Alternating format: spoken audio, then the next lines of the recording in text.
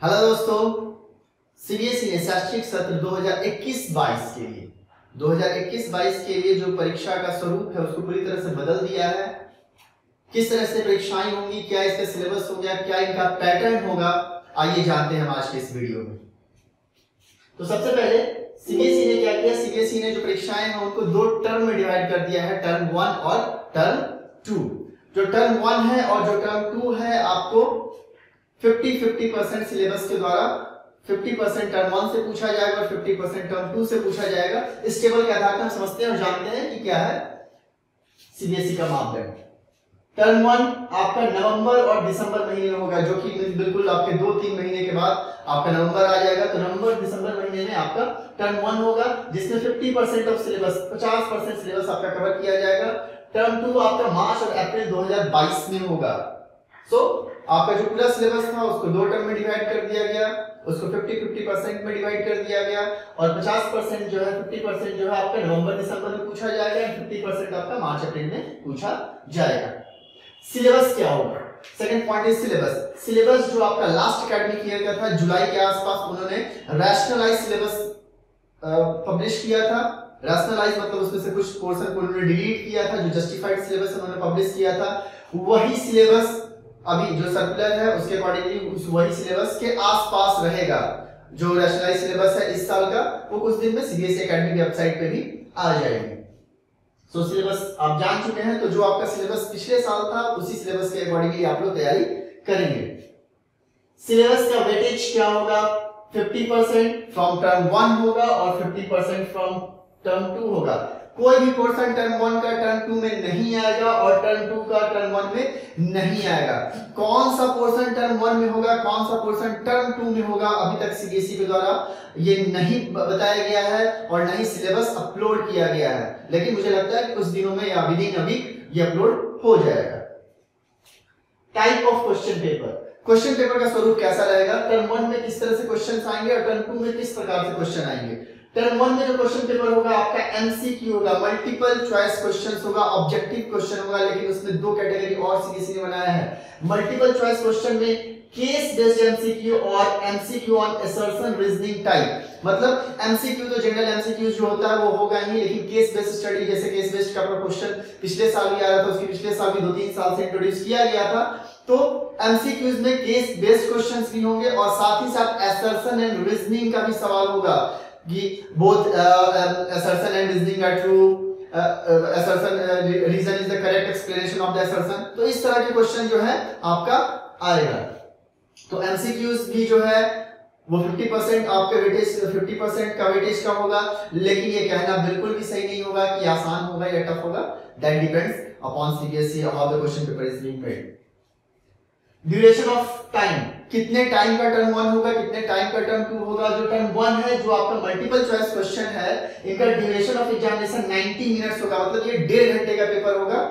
1.5 घंटे में आपको ये एग्जामिनेशन कंप्लीट करना है। और जो टर्म 2 होगा वो पहले 3 घंटे का पेपर होता था, उसको रिड्यूस करके 120 मिनट्स कर दिया गया है, मतलब ये 2 घंटे का पेपर होगा। क्वेश्चन पेपर स्कूल के द्वारा होगा या बोर्ड के द्वारा होगा, तो क्लियरली मेंशन है कि क्वेश्चन पेपर बोर्ड के द्वारा सेट किया जाएगा। मतलब कि क्वेश्चन पेपर टर्म 1 का भी और टर्म 2 का भी, दोनों ही का दोनों क्वेश्चन पेपर जो है बोर्ड खुद से सेट करके बोर्ड के द्वारा एग्जामिनेशन लिया जाएगा।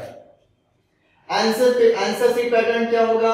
जो एमसीक्यू क्वेश्चन है जो टर्म 1 है उसमें ओएमआर शीट आपको दी जाएगी, मतलब ऑब्जेक्टिव टाइप क्वेश्चन है तो ऑब्वियसली ओएमआर शीट आपको दी जाएगी और कंप्यूटर बेस्ड उनका चेकिंग होगा। ओएमआर शीट को हम लोग कंप्यूटराइज्ड चेकिंग करवाते हैं। और जो आंसर जो टर्म 2 का आपका आंसर होगा वो पेन पेपर टेस्ट होगा। जिस तरह से आप सब्जेक्टिव क्वेश्चन, डिस्क्रिप्टिव क्वेश्चंस आप बनाते हैं, लिखते हैं, जिस तरह से हर साल एग्जाम दिया जाता है उस तरीके से ही होगा। सिर्फ और सिर्फ चेंजेस ये है कि जो 3 घंटे का पेपर था उसको रिड्यूस करके 2 घंटे कर दिया गया है।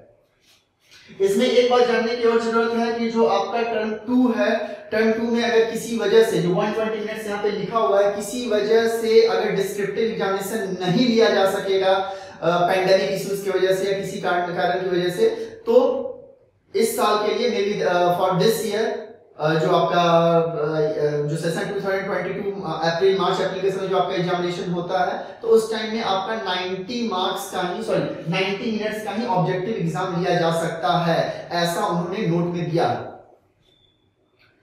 Location of your examination centre कहां पे होगा अभी तक डिसाइड नहीं किया गया है, या तो आपका स्कूल भी हो सकता है या जो सेंटर बेस्ड हो सकता है, या मे बी सेम रीजन में डिफरेंट स्कूल में डाला जा सकता है, या सेम स्कूल होम सेंटर हो सकता है, बाहर से ये सुपरविजन के लिए आ सकते हैं, सीबीएसई अथॉरिटीज आ सकती हैं। तो इस तरह से स्कूल या सेंटर दोनों में से किसी भी जगह आपका सेंटर हो सकता है, that will be decided by the board later on.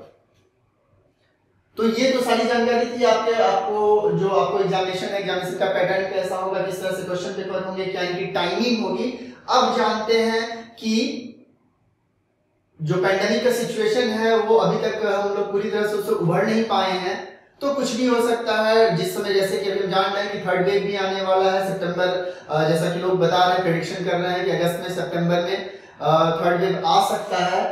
तो उसके अकॉर्डिंगली भी सीबीएसई अपने आप को प्रिपेयर कर चुकी है, और क्या रहेगा अगर टर्म 1 होता है, नहीं होता है, तो क्या क्या हो सकता है इस करंट बैच के लिए नेक्स्ट स्लाइड में देखते हैं। सी यहां पे हमने लिख दिया एग्जामिनेशन है, ये मेरा असेसमेंट है।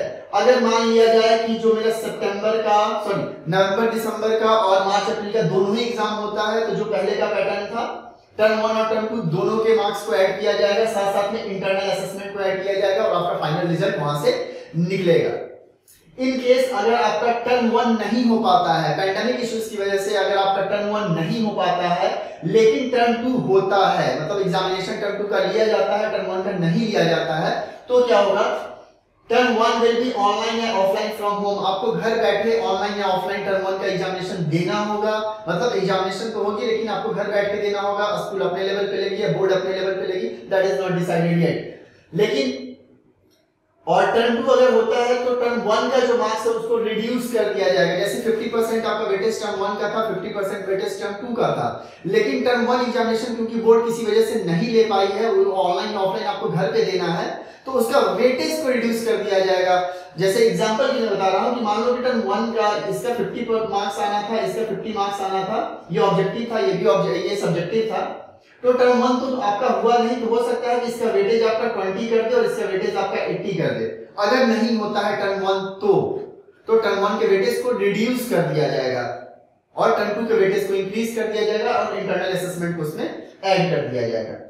थर्ड केस सिनेरियो, अगर मान लिया जाए कि नवंबर दिसंबर के समय आपका सिचुएशन फेवरेबल हो, स्कूल में एग्जामिनेशन हो, सेंटर्स पे एग्जामिनेशन हो, लेकिन अप्रैल के समय सिचुएशन फेवरेबल नहीं हो, उस समय एग्जामिनेशन किसी वजह से नहीं हो पाया हो, तो क्या होगा, इन दैट सिचुएशन टर्म 1 और इंटरनल असेसमेंट, टर्म 2 क्योंकि एग्जामिनेशन हेल्ड नहीं हो पाया है, तो टर्म 1 और इंटरनल असेसमेंट जो है उनके मार्क्स को ऐड किया जाएगा और वेटेज जो होगा टर्म 1 का उसमें इंक्रीज कर दिया जाएगा।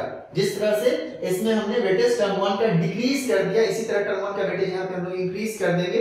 जो भी एग्जामिनेशन बोर्ड के द्वारा कंडक्ट किया जाएगा, उस आप सिंपल शब्दों में समझिए, जो भी एग्जामिनेशन बोर्ड के द्वारा कंडक्ट किया जाएगा उनका वेटेज को इंक्रीज कर दिया जाएगा।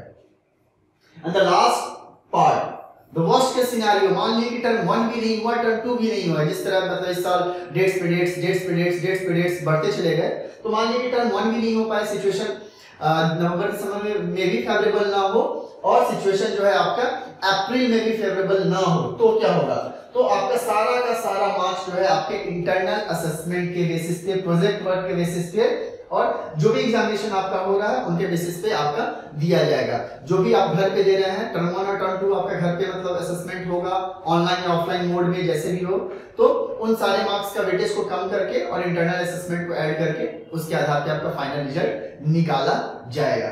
जिस प्रकार इस बार हमें जो भी था एवरेज के आधार पे निकालना पड़ा था कि जो आपका लास्ट 3 इयर्स में जो बेस्ट एवरेज है उसके आधार पे इस बार का रिजल्ट पब्लिश किया गया है, तो इस बेसिस पे करंट सेशन का नहीं हुआ, करंट सेशन का इन सारे पैरामीटर्स पे किया जाएगा। सो आने वाले समय में जो आपका नवंबर का समय है जिसमें अब बहुत ही कम समय बचा है, तो it's my advice for you people कि आप लोग जी भर के उसकी तैयारी करें। सिलेबस जो पिछले साल का सिलेबस था उस ईयर को ही आप लोग प्रायोरिटाइज करें और साथ ही साथ जो भी चेंजेस होगा आप हमें कमेंट सेक्शन में पूछ सकते हैं, मैं वहां पे बताऊंगा, रेगुलर वीडियो अपलोड कर दूंगा और आपको जो भी क्वेरी होगी आप कमेंट सेक्शन में पूछ सकते हैं। Thank you so much.